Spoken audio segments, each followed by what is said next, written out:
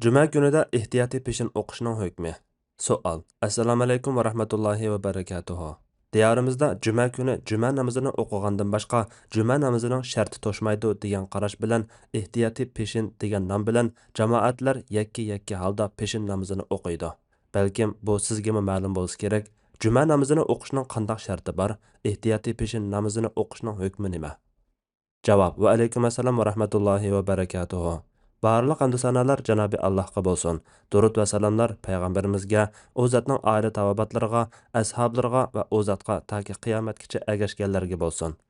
Alloh taolaning: "Ey iymon etganlar, juma kuni namozga azon aytilgan aman Allohni yod etishga menginglar. Ilm setimni qo'yib turinglar. Agar bilsanglar, bu sizlar uchun yaxshidir." Juma surasi 9-oyat. Degan amriga asosan juma namozi farz bo'lgan bo'lib, bu namoz peshin namozining badalidir.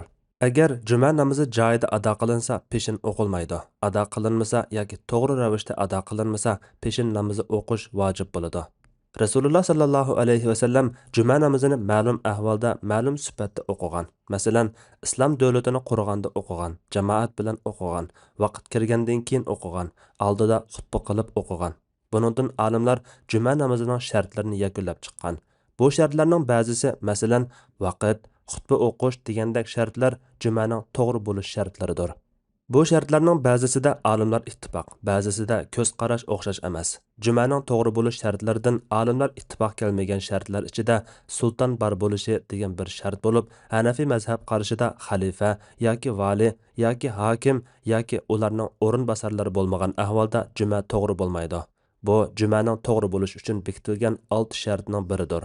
Bu 6 shart shahar yoki odam o'ltiraqlashgan yezi-kanat bo'lish, jamoat bo'lish, xutba so'zlash, sulton, vaqt va ommaning kirishiga ijozat qilinadigan o'rin. Imom Kasani endi sultonga kelsak, bu bizning qarashimizda jumani ado qilishning sharti bo'lib, sulton o'zi yoki uning izbosari kelmagan ahvolda juma o'qish joiz bo'lmaydi degan. Imom Ibnul Munzir bu shart ustida olimlarning qarashlarini bayon qilib mundaq deydi: Jumani o'qiydigan kishi sulton yoki uning amiri bo'yicha o'qiydigan izbosarlari ekanligi sunnat bo'lib ketgan ishdir. Olimlar juma vaqti bo'lib qolib, ular bilan birga biror vali bo'lmagan ahvolda qandoq bo'lganligida ixtiloflashgan. Bir turkumi undaq ahvolda 4 rakat peshin o'qiydi degan. Bu Avzoining qarashi bo'lib, Hanafi mazhabdagilarmi mushundaq degan. Sulaymon ibn Yasar jumani faqatla shariatda belgilangan og'ir jazolarni ijro qiladigan hokim o'qiydi degan. Hasan Basri 4 ish sulton qiladigan ishdir. Shariatda belgilangan og'ir jazolarni ijro qilish, juma o'qib berish, zakot yig'ish. Ravi 4-sini unutib qolgan. Habib ibn Abi Sabit juma degan amr bilan xutba bilan bo'ladi degan. Yana bir turkum olimlar jamoatdan biri imom bo'lib o'qiyversa bo'ladi. Ularning jumasi to'g'ri ado bo'laveradi deb qaragan. Bu Imom Malik, Shafi'i, Ahmad, Ishoq va Abu Savr qatorliqlarning qarashidir. Yuqoridan ma'lum bo'ladiki, juma namozi xalifa yoki musulmon vali boshchiligida o'qiladi. Sunnat ish musho. Buningda hamma ittifoq. Lekin bu jumaning shartimi emasmi? Imom Abu Hanifa qatorliq bir turkum olimlar shart deb qarab, qolganlar shart emas deb qaragan.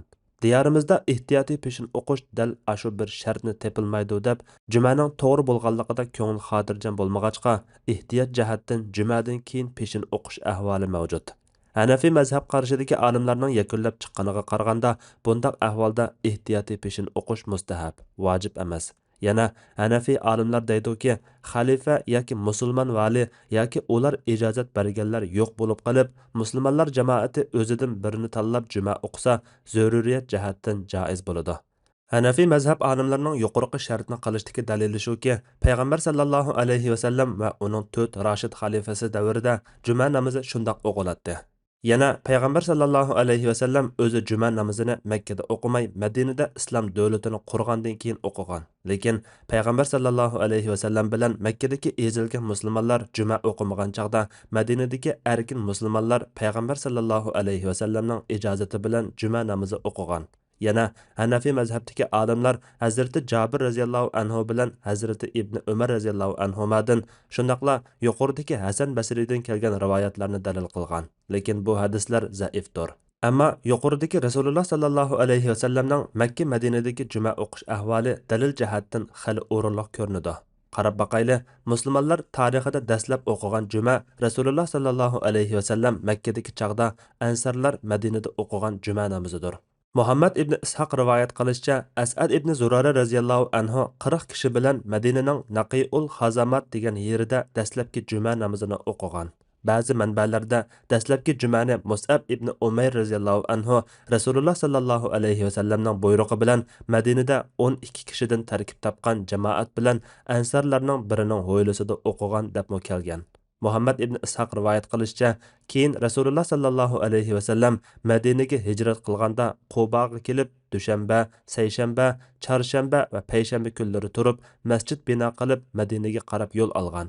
Bani Salim ibn Avf jamoatining turalg'ulariga kelganda, juma vaqti kelib qolib, juma namozini Ranuna otliq vodidagi tuzlanlikda o'qigan. Shuning bilan bu Rasululloh sallallohu alayhi vasallam Madinaga kelib tunji o'qigan juma bo'lgan.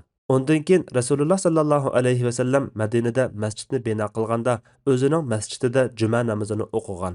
Bu masjiddan keyin juma o'qilgan masjid Bahraynning Juvasadagi Abdul Qays masjidi bo'lgan. Abu Jamra rivoyat qiladi-ki, Ibn Abbas radhiyallohu anhuma Rasululloh sallallohu alayhi vasallamning masjidida o'qilgan jumadan keyin o'qilgan tunji juma Bahrayn Juvasadagi Abdul Qays masjidida o'qilgandir degan. Yuqorqilarda ma'lum bo'ladi-ki, juma namozi dastlab Rasululloh sallallohu alayhi vasallam Makkadagi chaqda farz qilingan. Rasululloh sallallohu alayhi vasallam o'zi Makkada juma o'qimagan. Madinaliklarni juma o'qishga buyurgan. Bu qarash, ya'ni juma namozi Rasululloh sallallohu alayhi vasallam Makkadagi chaqda farz qilingan degan qarash bir turkum olimlarning qarashidir. Madinada farz qilingan deydigan olimlarmi bor. Hafiz ibn Rajab aytadi: Rasululloh sallallohu alayhi vasallam o'zi o'qimay Madinaliklarni o'qishga buyurganligi Rasululloh sallallohu alayhi vasallamning juma namozini Darul Harbda emas, hijrat qilib boradigan joyda o'qishga buyurganligini Makka ayni chaqda Darul Harb bo'lib, u chaqlarda musulmonlar Makkada o'zlarining dinini ochiq oshkor izhor qilolmaydigan qo'rqinch ichida edi. Shunga u yerdan Madinaga hijrat qilgan. Juma jani yoki meliga xavf yetishdan ansirgandek nurg'un uzrlar bilan bandadan saqit bo'lib ketadi. U yana aytadi: Ba'zi Shafi'i olimlar Rasululloh sallallohu alayhi vasallamning juma namozini Makkada o'qimaganligiga mundaq bir sabab ko'rsatgan. U bo'lsa-mu, juma namozini o'qishdan maqsad islom shuarini izhor qilish bo'lib, bu faqatla Darul Islomda mumkin bo'ladigan ish. Bu sababdan turmada 40 kishilik jamoat yig'ilgan bo'lsa-mu, juma o'qilmaydi. Buningga olimlarning boshqacha qarashi ma'lum emas. Demak, Hanafi mazhab qarashicha juma namozining sahih bo'lishi uchun xalifa yoki uning muavinlari bo'lishi shart. Yana Hanafi mazhab kitoblarida ma'lum sabablar tufaylidan bu shart topilmaganda, jamoat o'zi to'plashib bir kishini tanlab imom qilib juma namozini o'qisa, zaruriyat jihatdan joiz bo'lganligi kelgan. Undaqda yurtimizda Hanafi mazhab qarashi bo'yicha juma namozi zaruriyat jihatdan to'g'ri bo'laverdi. Musulmon xalifaning ruxsati bo'lishi kerak degan taqdirdami, ilgirki xalifalarning ruxsati hozirmi kuchga ega. U ruxsatni hech kim amaldan qoldirgani yo'q. Ammo jumaning sharti kam bo'lib qoldi deb qarab, peshin namozini ehtiyotdan o'qish bo'lsa, Hanafi mazhab qarashi bo'yicha ish tutib, ko'ngli xotirjam bo'lmaganlarning ixtiyoriy ishidir. Xolisi o'qiydi, xolisi o'qimaydi. Boshqa qarashdagilarning ular bilan datalash qilib o'ltirishi o'rinsiz. Men shaxsan juma namozidan keyin ehtiyotiy peshin o'qish kerak emas. Bu ijtihodiy masalalarning biri bo'lg'achqa, o'qimaydiganlar o'qiganlarga e'tiroz qilib talashib o'ltirish to'g'ri emas deb qarayman. Bilishimcha, bu masala diyorimizda talash tartish qilinayotgani 30 yil bo'lib qoldi. Olimlarimizmi javob berib qoldi. Lekin talash tartish qiladigan, so'rab turadigan avamlar erib qolgani yo'q.